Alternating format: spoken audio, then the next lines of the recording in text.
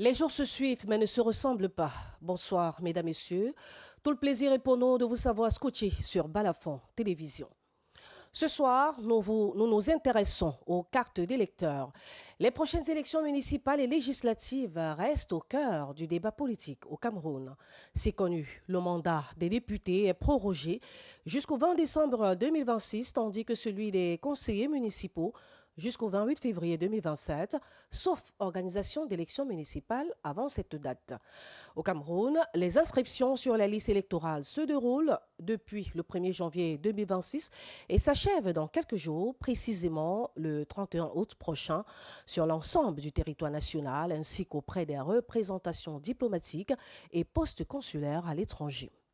Selon Elections Cameroun, ELECAM, il y a une importante progression des inscriptions sur les listes électorales au terme des 5 premiers mois de la campagne 2026 de révision du fichier électoral. D'après le directeur général des élections, Eric Essoussi, 107 412 nouveaux inscrits avaient été enregistrés au 21 mai 2026. Parmi eux, 71 941 seraient des jeunes âgés entre 20 et 35 ans. Des chiffres encourageants qui dénotent une certaine volonté de la part de la jeunesse de ne plus rester dans l'ombre. Toutefois, s'inscrire ne suffit pas pour renverser la tendance. Il faut également aller voter au moment venu. Parlant de vote, qu'en est-il du retrait des cartes d'électeurs? Des centaines de cartes de vote sont en souffrance à Elecam. Pourquoi les Camerounais abandonnent-ils leurs cartes d'électeurs à Elections Cameroun? Qu'est-ce qui justifie cette faible mobilisation autour du retrait des cartes par ceux qui se sont volontairement eux-mêmes fait enregistrer dans les rues ou dans les quartiers? Pourquoi chaque citoyen adulte devrait-il avoir ou alors être détenteur d'une carte d'électeur? Nous aurons sur ce plateau tout à l'heure Kwepo Augustin, coordonnateur des inscriptions sur les listes électorales Littoral 1, pour en parler. D'abord, le journal.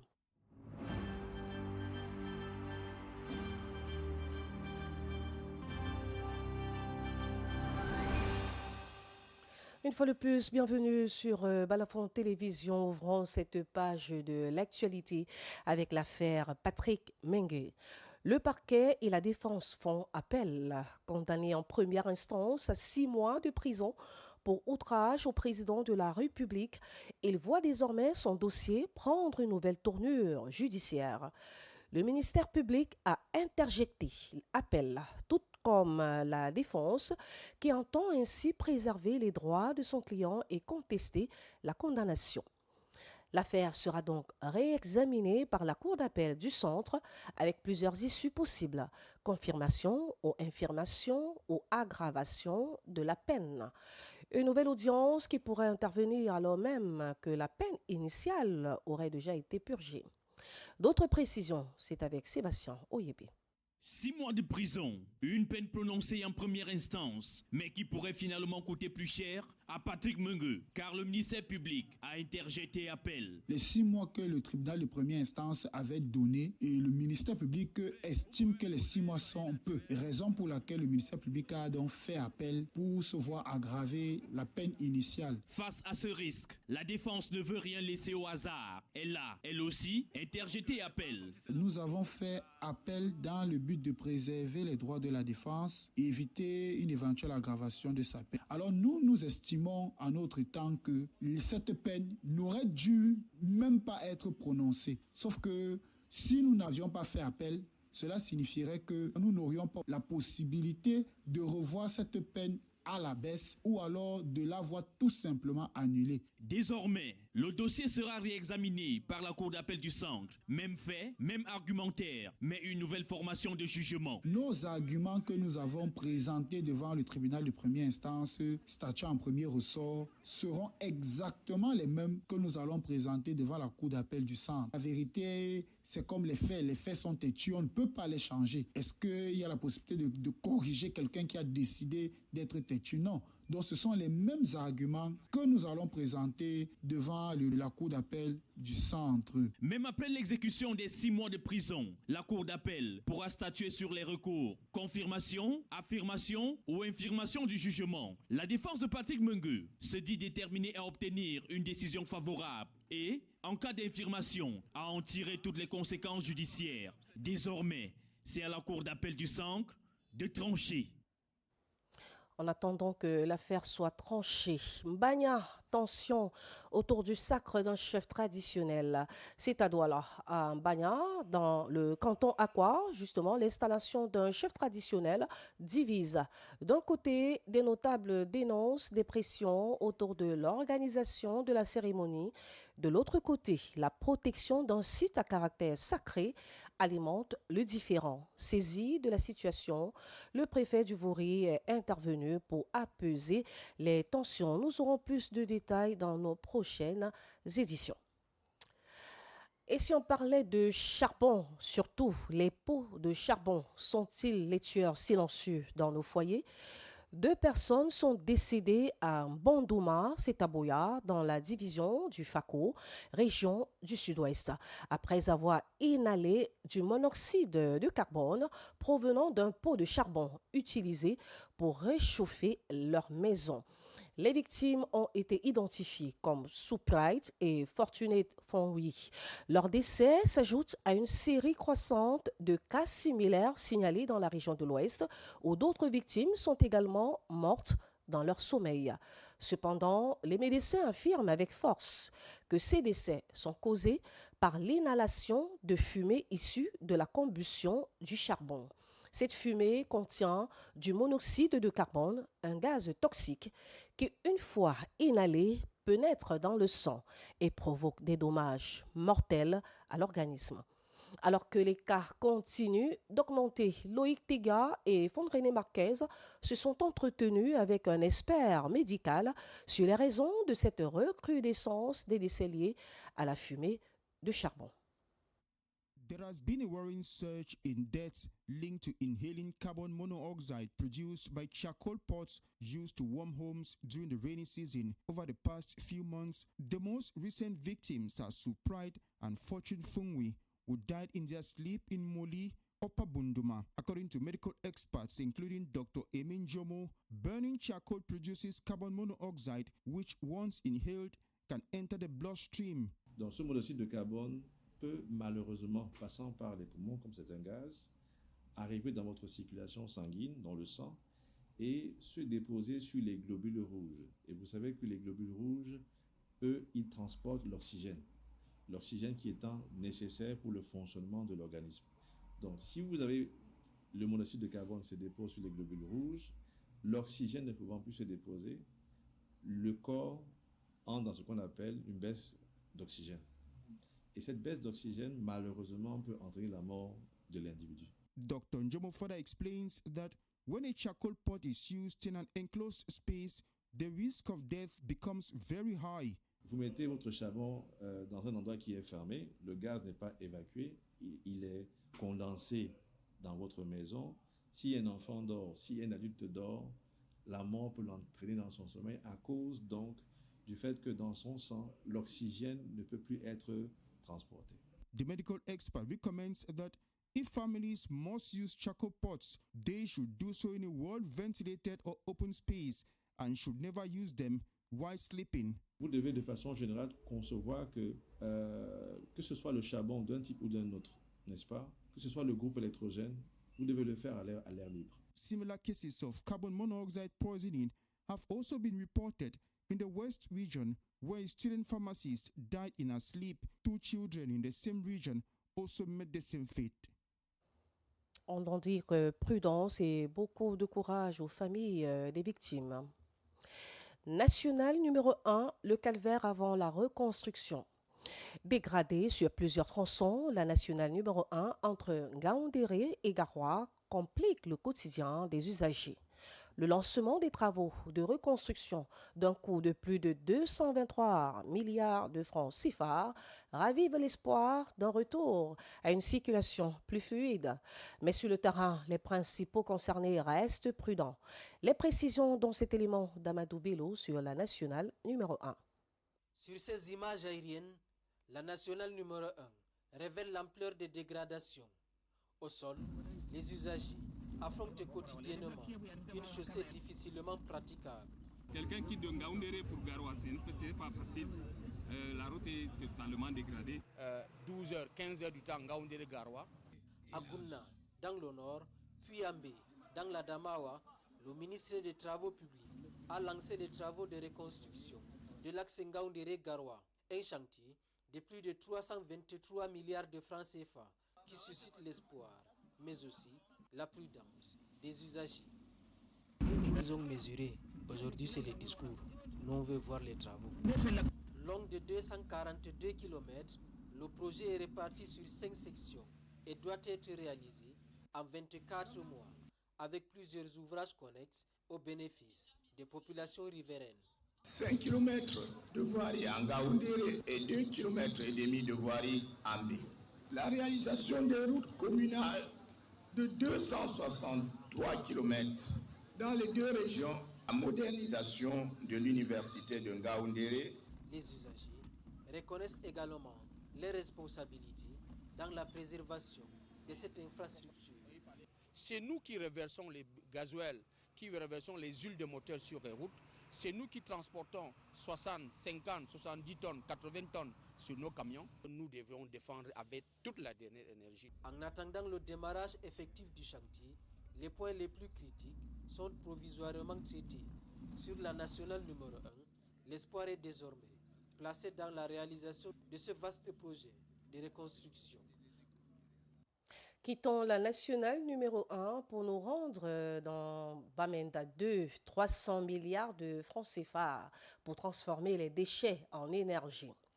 À Bamenda 2, les déchets donc ménagers pourraient bientôt devenir une source d'énergie. Le conseil municipal prévoit, dans le cadre d'un partenariat, un projet évalué à 300 milliards de francs CFA pour valoriser les ordures produites dans la commune. Au-delà de l'assainissement de la ville, cette initiative devrait contribuer à la création d'emplois pour les jeunes et à la réduction du déficit énergétique. Fondrine Marquez nous en dit davantage. Feasibility studies for a project to convert household waste into energy in the Bamenda 2 subdivision will begin in 3 weeks. The project, worth close to 300 billion francs CFA, is expected to succeed following earlier preparations. It's here already, and you have the amount of budget that's going to $500 million US dollars. That's going to come to the economy. It's clear that the project is already set to go. So in the next 3 weeks, as mentioned, the feasibility will kickstart. The SDO assured us that they're going to the fee. He has already signed the prefectorial order. Signing the prefectorial order means that he has already been approved. According to Emmanuel Ntoko, Africa Regional Director of Global Ventures North America, the project will not only keep the subdivision clean, but also create jobs for youths. 6, to address 1, unemployment, 2, energy, and 3, to make sure that the youths of today become better leaders of tomorrow. These feasibility studies will begin in the next 3 weeks. So I came here to make sure that the lands and everything else is allocated as promised to us. 3 weeks thereafter, and then it kicks off. With over 20 hectares of land set aside for the project, residents await implementation. They hope the waste-to-energy project will move from plans and promises to actual construction and operation. Voilà, à présent, parlons d'économie SEMAC, cette affaire en examen pour lutter contre les pratiques anticoncurrentielles. La concurrence dans plusieurs secteurs clés de la sous-région est au cœur des travaux du Conseil communautaire de la concurrence de la SEMAC. Réuni à Douala pour sa 21e session, l'organe examine 7 dossiers concernant notamment le transport maritime, les télécommunications, la banque, les infrastructures pétrolières et les technologies financières. Sont notamment visées des pratiques telles que l'entente sur les prix, les restrictions à la concurrence ou encore certaines opérations de concentration susceptibles de pénaliser les entreprises concurrentes et les consommateurs. Loïc Tegia et Fondrine Marquez étaient à la rencontre de cette activité. Meeting in its 21st session, the CEMAC Community Competition Council has been scrutinizing and examining all concentration operations of a certain size that have been notified. Bogongabi Seli, commissioner in charge of the common market at the CEMAC Commission, explains the raison d'être of the brainstorming exercise. Ces opérations sont de taille et de dimension importantes et qu'elles peuvent affecter la concurrence dans les différents pays de la CEMAC en instituant par exemple des monopoles de ces sociétés qui auraient participé à ces opérations sur le reste du marché. Il est nécessaire que la commission de la CEMAC réunisse, comme c'est le cas aujourd'hui, le Conseil communautaire de la concurrence pour pouvoir examiner ces différents dossiers pour s'assurer que, après réalisation de cette opération de rachat, d'acquisition ou de fusion, qu'il n'y aura pas un problème de monopole qui va s'instituer dans notre espace communautaire. To investigate anti-competitive practices, the CEMAC Commission will review files in 7 different sectors. Parmi ces secteurs, nous avons le transport maritime, la logistique portuaire, nous avons les infrastructures pétrolières, nous avons le secteur des télécommunications, nous avons le secteur bancaire, nous avons la fintech et j'espère les avoir épuisées. Donc ces opérations sont de nature diverse comme vous le constatez parce que dans le cadre des opérations de concentration, cela concerne tous les secteurs d'activité économique. En général, on ne peut pas limiter. Since its establishment in 2019, the Community Competition Council has examined over 100 files. Voilà, et si on parlait de sport, CAN féminine Maroc 2026, le match de demi-finale de la CAN féminine 2026 entre le Maroc et le Cameroun aura lieu demain, mercredi 12 août 2026 à 21h. Alors qu'une forte odeur de primes impayées semble envahir l'air. Depuis quelques heures, les Lions indomptables sont attendus par des milliers de Camerounais qui rêvent de voir l'exploit du dimanche dernier face au Nigeria se reproduire. Sur ce, voici un extrait de la réaction de certains fans des Lions indomptables à l'issue donc de cette dernière victoire. Regardons.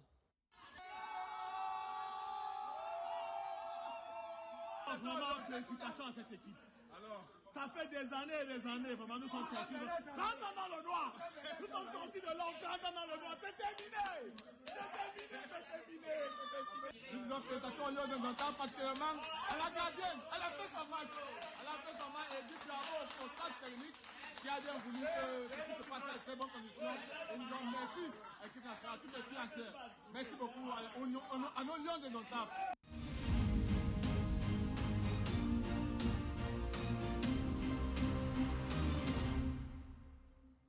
Carte électorale, pourquoi un abandon massif dans les antennes et les cams? C'est la grande question. Carte électorale en souffrance à Elections Cameroun. Pourquoi des milliers de Camerounais, du moins au fichier électoral, rechignent-ils à aller retirer leur carte de vote? Dans la perspective des élections locales attendues l'année prochaine, ces inscrits ne se bousculent pas dans les antennes communales d'Elecam à travers le pays. Comment comprendre l'abandon de tous ces milliers de cartes à l'aube des échéances aussi importantes que les municipales et les législatives? Jean-Paul Chouniat essaie de nous en dire davantage dans son décryptage. La présidentielle de 2025 passée, la grande affluence des Camerounais qui allaient retirer leur carte d'électeur a disparu devant les antennes d'Elections Cameroun à travers le pays. Les agents d'Elecam se rongent presque les doigts à longueur de journée, regardant tout impuissant des piles de cartes électorales, attendant toujours propriétaire. Depuis octobre 2025 jusqu'à ce jour, pas l'ombre d'un électeur pour récupérer une de ces cartes produites en quantité industrielle. Face à cet abandon massif, les chiffres inquiètent les responsables d'Elecam en cas de convocation du corps électoral pour les municipales et législatives qui pourraient éventuellement se tenir en février 2027. La situation de la délégation régionale d'Elecam Littoral est assez symptomatique du ressenti au sein de l'organe en charge des élections. 242 939 cartes, près d'un quart de million en souffrance, dans les tiroirs des différentes antennes communales à travers la région. Et ce phénomène d'abandon est loin d'être le cas du seul littoral, faute des données publiées sur l'état des cartes d'électeurs disponibles en ce moment dans les 9 autres régions du pays. Comment de l'effervescence en bousculade observée dans les antennes d'Elecam avant le scrutin du 12 octobre a finalement disparu. Les Camerounais ne se gênant nullement d'aller retirer leur carte de vote dans la perspective des élections locales à venir. Où est donc passé tout l'engagement et la grosse détermination des milliers d'électeurs camerounais qui étaient pourtant très excités, plus que survoltés et prêts à en découdre avec quiconque les aurait empêchés en son temps d'entrer en possession de leur carte de vote? Ont-ils été déçus par les résultats controversés de la présidentielle 12 octobre 2025? Sinon, comment le top management d'Elections Cameroun compte-t-il s'y prendre pour pousser les Camerounais à aller chercher le précieux sésame? Retour sur le plateau du Grand Plateau au Cameroun. Les inscriptions sur les listes électorales se déroulent depuis le 1er janvier 2026 et s'achèvent dans quelques jours, précisément le 31 août prochain, sur l'ensemble du territoire national, ainsi qu'auprès des représentations diplomatiques et postes consulaires à l'étranger. Selon Elections Cameroun et l'ECAM, il y a une importante progression quand même des inscriptions sur les listes électorales au terme des 5 premiers mois de la campagne 2026 de révision du fichier électoral. D'après le directeur général des élections, Éric Essoussé, 107 412, du moins 107 412 nouveaux inscrits avaient été enregistrés au 21 mai 2026. Ça semble ne pas courir ces derniers mois. Et parmi les inscrits, 71 941 seraient donc justement 941 seraient des jeunes âgés de 20 à 35 ans. Des chiffres quand même encourageants qui dénotent une certaine volonté de la part de la jeunesse de ne plus rester dans l'ombre. Toutefois, s'inscrire ne suffit pas pour renverser la tendance. Il faut également aller voter au moment venu. Et parlant de vote, qu'en est-il du retrait des cartes d'électeurs? Des centaines de cartes de vote sont en souffrance à Elecam. Pourquoi les Camerounais abandonnent-ils leurs cartes d'électeurs? Qu'est-ce qui justifie cette faible mobilisation autour du retrait des cartes par ceux qui se sont volontairement eux-mêmes fait enregistrer dans les rues ou dans les quartiers? Pourquoi chaque citoyen adulte devrait-il être détenteur d'une carte d'électeur?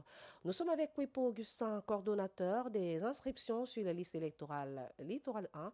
Nous lui disons merci d'être venu. Merci madame. Bonsoir à vos millions de téléspectateurs qui écoutent régulièrement Balafon, qui de plus en plus s'affirment sur la scène nationale et même internationale. Merci. C'est une fierté. Merci beaucoup, vous faites bien de le dire. Et justement, aujourd'hui, on s'intéresse quand même à une affaire qui ne concerne pas que la scène nationale, mais aussi internationale. Il s'agit du retrait des cartes. Les gens viennent s'inscrire, mais on constate donc qu'il y a une timidité, du moins une faible présence au niveau de l'ECAM en ce qui concerne le retrait des cartes d'électeurs. D'entrée de jeu, vous avez été coordonnateur dans la liste, du moins dans les inscriptions électorales. Revenons un peu sur cette tâche de coordonnateur sur la liste des inscriptions. Comment ça se passe? Oui, merci madame. Avant d'y arriver, je voudrais d'abord sincèrement faire un petit coup de gueule par rapport à la situation dramatique que vivent les Camerounais sur les routes du Cameroun. Voyez-vous, quand vous partez de Douala, sur la numéro 5 au Bafsam, aujourd'hui, il faut prévoir au moins 8 heures de temps pour traverser le bourbier où nous trouvons les nids de pachidem jusqu'à Bafoussam. C'est incroyable. On dirait qu'on sort du Kosovo où il y a eu une guerre et les obus ont tout détruit. Et pendant que les Camerounais vivent ce martyre, certains membres du gouvernement et ceux du RDPC se réunissent quand même à Yaoundé pour trouver le moyen de dire qu'il faut impérativement, par tous les moyens, gagner les élections prochaines. Vous voyez que tout ce qui intéresse ceux qui gouvernent ce pays de cette manière catastrophique, c'est seulement de s'accrocher au pouvoir, gagner les élections. Alors nous invitons les Camerounais à prendre acte de cette situation dramatique et de prendre des dispositions sévères pour que les élections prochaines, que chacun aille voter, contrôler, surveiller et défendre son vote. Parce qu'il s'agit là d'un destin commun. Maintenant, pour revenir à votre préoccupation, qui est celle de la méthodologie que nous déployons sur le terrain. Le MRC a accompli ça très vite et vous venez de le faire remarquer dans votre discours là tout à l'heure, la qualité de personnes qui viennent s'inscrire. C'est-à-dire que les jeunes se sont réveillés parce que nous avons fait un travail de fond et de fourmi. Nous sommes allés dans les quartiers parce que le travail de l'unité mobile consiste à descendre dans les plus profonds endroits du Cameroun pour sensibiliser les jeunes, de comprendre que leur avenir tient sur cette petite carte d'électeur. On ne doit plus continuer à laisser le destin de millions de Camerounais aux mains des personnes qui ont fait 45 ans, 50 ans, voire 60 ans au même poste.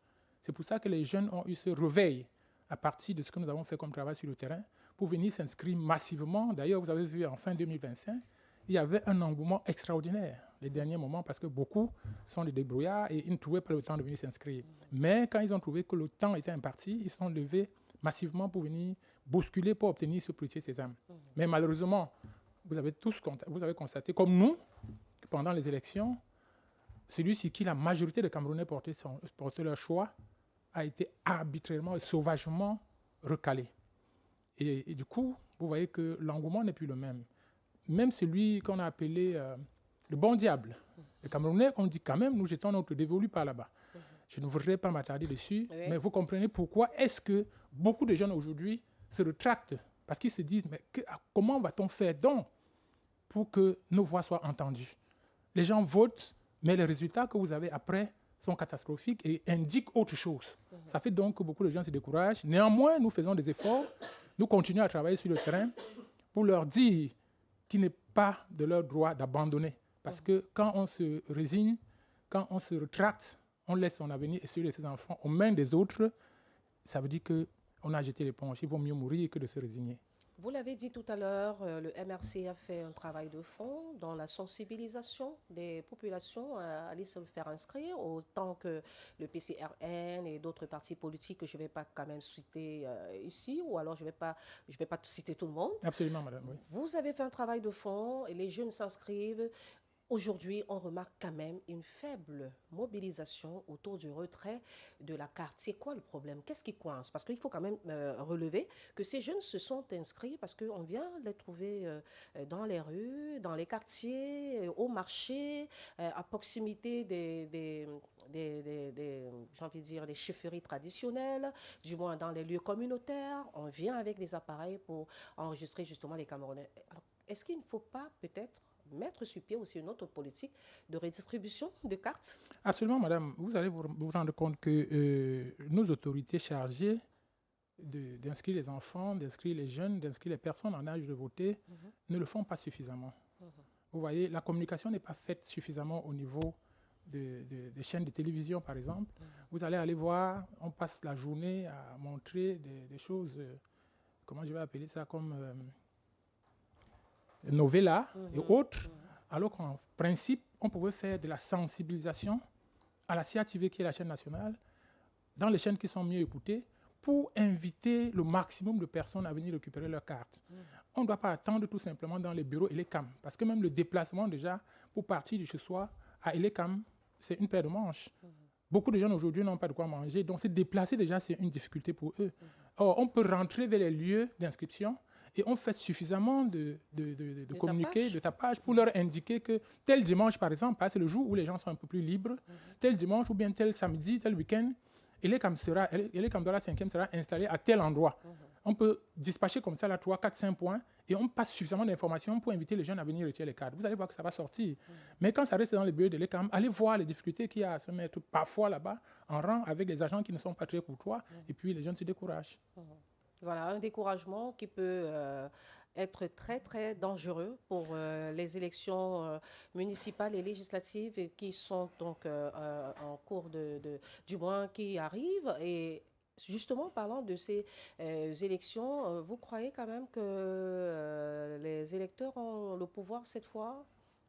Ils auront le pouvoir? On peut avoir un taux, peut-être, un résultat qui n'atteint pas ce que nous souhaitons à cause de ces cartes qui sont bloquées. Mais ce qui est constant, ce qui est sûr, c'est que si les élections sont justes et libres, même avec 50 électeurs au Cameroun, nous sommes sûrs que le régime va être balayé parce que tout le monde ressent la douleur, tout le monde ressent les difficultés, tout le monde ressent... Nous avons tous le même destin et chacun ressent la difficulté aujourd'hui à se mouvoir. Ce n'est plus une affaire du MRC ou bien du RDPC ou bien de tel. C'est tous les Camerounais qui sont dans le découragement total. Donc même s'il y a seulement 50 Camerounais qui se lèvent pour aller au vote, si le vote est juste, s'il n'y a pas de tricherie, moi je suis convaincu que le RDPC sera balayé. Donc vous pensez que le RDPC qui est en train de mobiliser ses militants, que les militants vont voter contre leur propre parti? C'est justement... C'est vrai, on a vu ça à la présidentielle où il y a eu des lieux où les chefs de centre se sont retrouvés en deçà. Ça a été publié. Alors, vous croyez que c'est encore possible que cet épisode se renouvelle au regard justement de la souffrance des populations peut-être? Oui, justement, si vous voyez ces gens se déployer de cette manière-là, c'est pour préparer parce qu'ils comprennent. Ils ont vu le résultat de 2025, là, ils ont compris parce que généralement, les élections antérieures, ce sont tous les résultats à la soviétique, les 75, 80% et tout ça. Ils sont arrivés, malgré le tripatouillage, à obtenir à peu près, disent-ils, une cinquantaine de plus et plus de voix. Avec tout ce qu'il y a eu comme tripatouillage. Dans le sud-ouest et le nord-ouest qui est en guerre depuis 10 ans, ils ont quand même réussi à obtenir des résultats incroyables dans ces zones-là. Donc eux-mêmes, ils sont conscients de ce que le peuple les a vomis. Donc pour se maintenir à tout prix, comme ils l'ont dit eux-mêmes dans leur discours, il faut préparer la triche. Or, nous, au MRC et le peuple du changement, nous disons que nous n'allons plus accepter l'imposture. La tricherie ne va plus passer parce qu'ils vont nous avoir en face. Quel mécanisme le MRC compte mettre sur pied, peut-être en collaboration avec les autres partis, pour éviter que la tricherie ne passe cette fois au cours des prochaines élections municipales et législatives? Est-ce que vous avez un plan, une stratégie? Est-ce que entre vous, les partis politiques d'opposition, vous avez réfléchi ou alors vous avez prévu de faire une sortie ou alors vous avez un plan pour vraiment empêcher que ce... Oui, merci madame pour cette question. Le professeur Camto, qui est notre lumière, qui est le phare, qui éclaire la route sur laquelle nous travaillons depuis 2012, fait chaque lundi une sortie où il explique, il donne une pensée pour éclairer les Camerounais sur la situation de notre pays.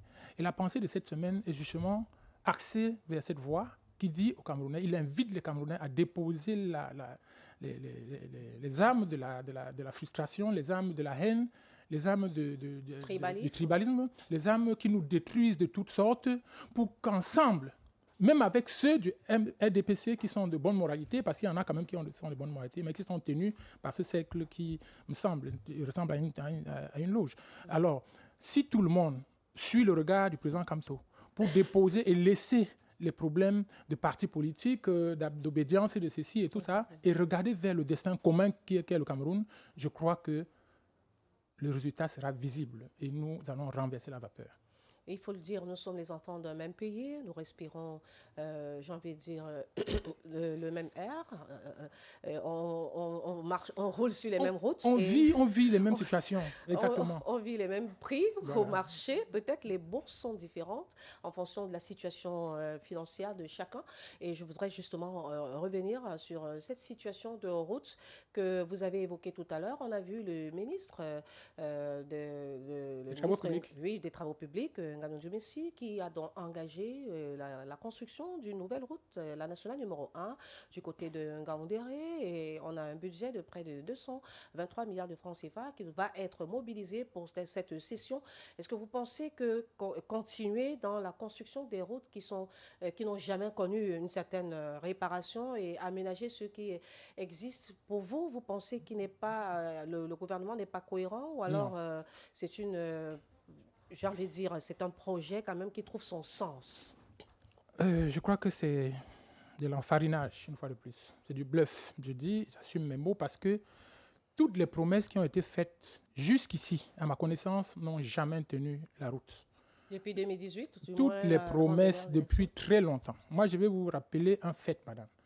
Le président de la République, il y a plus d'une vingtaine d'années à Douala, ici, avait rappelé aux Camerounais que dans un avenir très prochain, le délestage ne sera plus qu'un lointain souvenir.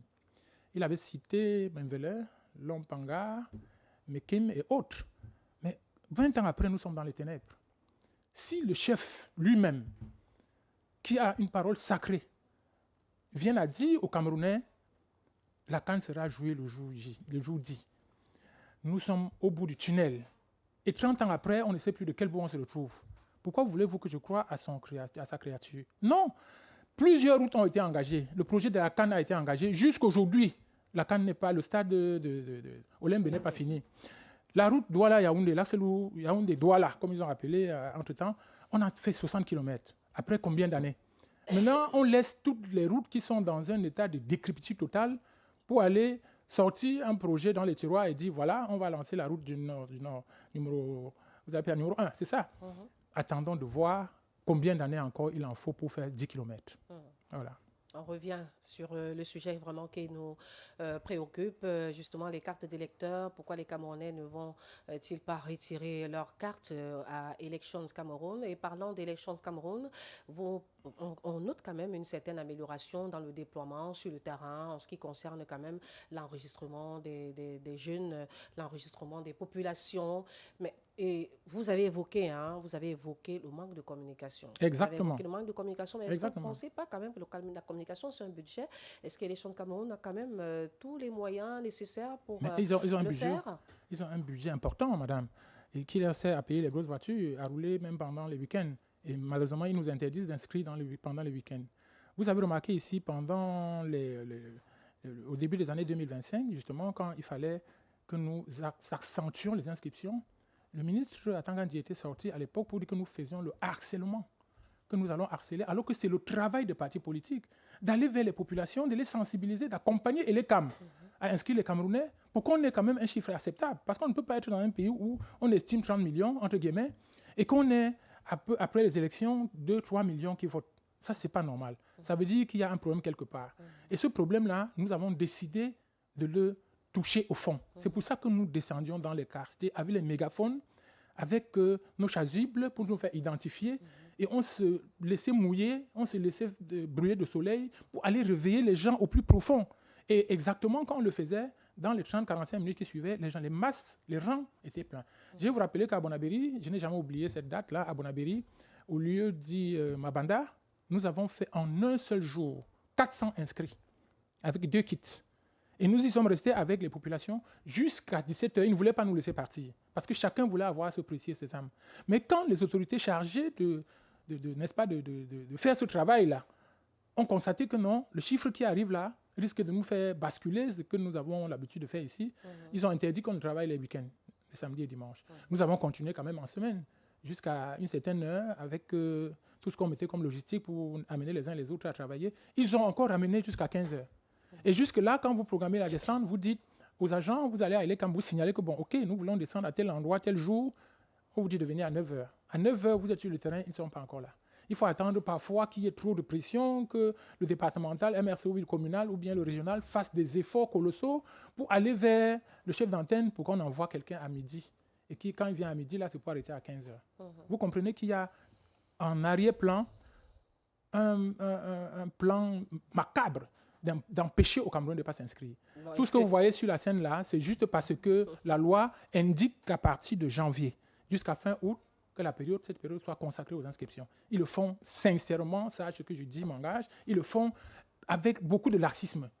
Je vous ai parlé de la communication. Si on informe les Camerounais de façon suffisante, c'est-à-dire qu'à chaque journal, on laisse 5 minutes, 2 minutes pour indiquer qu'il est comme ça à tel point, tel jour, tel autre point, tel jour. Venez vous inscrire.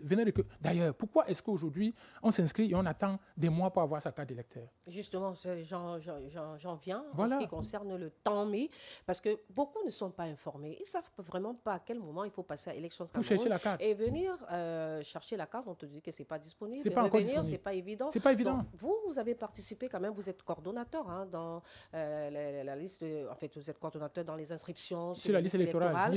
Et peut-être qu'à travers vous, les téléspectateurs auront des informations. Après combien de temps peut-on retirer sa carte normalement si les choses sont faites dans les délais? Bon, c'est vrai que quand ils donnent le récépissé déjà, le récépissé, c'est un élément qui peut vous permettre de voter. Le récépissé, parce que ça contient toutes les informations. Mais sauf que c'est fragile. C'est un document, si vous ne le plastifiez pas ou bien si vous ne le gardez pas dans un endroit bien protégé, il va se détériorer et les écritures ne seront plus visibles. Vous ne pouvez pas réussir à voter en ce moment-là. Il est vrai également que vous pouvez voter avec votre carte d'identité. Si vous avez été inscrit et que vous retenez le centre de vote et le bureau de vote, vous pouvez également voter avec votre CNI. Mais il est toujours important d'avoir sa carte d'électeur. Malheureusement, il y a une mystification derrière tout cela. Le temps, justement, qui permet à un inscrit de savoir que je peux arriver et retirer, n'est pas précisé. On vous dit seulement passer dans un délai d'1 mois, 2 mois, on va voir. Mais malheureusement, il y a beaucoup d'enfants qui vont dans ce délai-là. On dit non, ce n'est pas encore arrivé, patientez. Donc je dis, on fait tout pour rendre cette tâche difficile. Alors qu'en réalité, avec la modernisation de tout ce qui est système informatique aujourd'hui, on peut s'inscrire à l'instant et repartir avec sa carte. C'est possible. Ou alors tout simplement consulter la disponibilité de sa carte en ligne.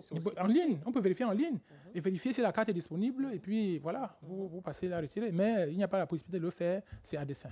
Voilà. Et maintenant, on n'oublie pas ces électeurs ou alors ces Camerounais qui, en 2025, se sont inscrits à un moment donné, sur un point donné, et qui aujourd'hui ont dû effectuer des déplacements, que ce soit de ville en ville ou alors de quartier en quartier, pour cette catégorie de personnes qui, justement, n'est plus dans son lieu de résidence où il s'est fait enregistrer.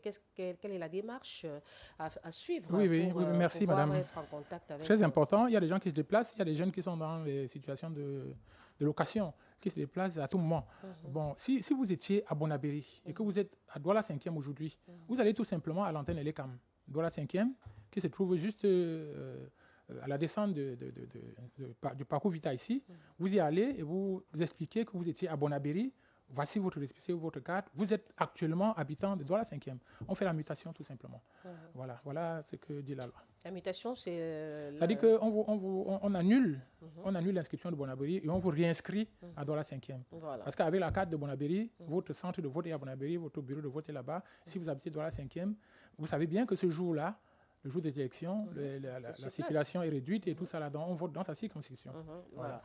On va sans doute mettre un thème à cette émission dans quelques minutes, mais avant de partir, j'aimerais rentrer un peu dans le cadre des projets du MRC, si on peut aborder le sujet. Que faites-vous pour redonner confiance ou alors pour remobiliser les militants et surtout pour convaincre les Camerounais de vraiment être prêts à voter? Parce qu'il faut le dire, vous n'êtes pas allé aux élections municipales et législatives par le passé, et ça a choqué, ça a ému et surtout ça a découragé beaucoup parce qu'ils estimaient que vous auriez dû aller pour prendre les différents postes de responsabilité et ainsi inverser la tendance.